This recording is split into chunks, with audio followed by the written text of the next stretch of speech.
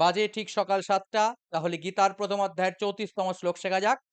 আচার্যঃ পিতরঃ পুত্রাঃ আচার্যঃ পিতরঃ পুত্রাঃ তথৈব চ পিতামহা তথৈব চ পিতামহা মাতুলঃ শ্বশুরঃ পৌত্রাঃ শ্যালঃ সম্মধিনস্তথা।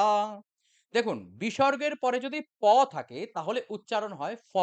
তাই আমরা যখন বলছি আচার্যঃ পিতরঃ পুত্রাঃ আচার্যঃ পিতরঃ পুত্রাঃ তথৈব চ পিতামহাঃ তথৈব চ পিতামহাঃ। দেখুন আচার্যার পরে বিসর্গের পরে প, তাই এখানে হচ্ছে আচার্যঃ পিতরঃ পুত্রা। রয়ের বিসর্গের পরে আবার পুত্রার প। তাহলে কিভাবে বলছি? দুটোই বিসর্গের পরে প আসছে।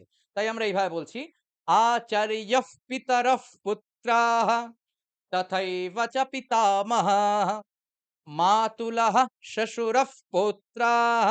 দেখুন মাতুলার বিসর্গের পরে তালিবর্ষ রয়েছে। তাই এখানে কিন্তু ফ হবে না। কিন্তু এই শ্বশুর আর বিসর্গের পরে আবার প আসছে। তাই ওখানে আবার ফ উচ্চারণ হবে। তাই কিভাবে বলছি আমরা? মাতুলঃ শ্বশুরঃ পৌত্রাঃ শ্যালঃ সম্বধিনস্তথা শ্যালঃ সম্বধিনস্তথা। তাহলে আমার সঙ্গে আরেকবার পড়ুন।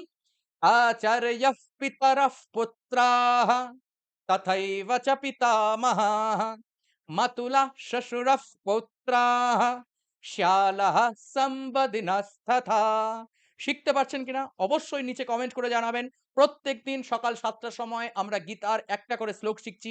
এই প্রচেষ্টাটা আপনাদের ভালো লাগছে কিনা বা আপনারা শিখছেন কিনা সেটাও নিচে কমেন্ট করে জানাতে ভুলবেন না। আর আপনাদের মধ্যে যারা ইতিমধ্যেই গীতার আগের অংশগুলো প্র্যাকটিস করে ফেলেছেন, অবশ্যই তাদের কাছে অনুরোধ যে আপনারা ১ টা বা ২ টো শ্লোক পাঠ করে নিজেদের ফেসবুক প্রোফাইলে আপলোড করুন ভিডিও এবং সেই ভিডিওতে মেনশন করুন আমাকে @শ্রী শিবপ্রসাদ।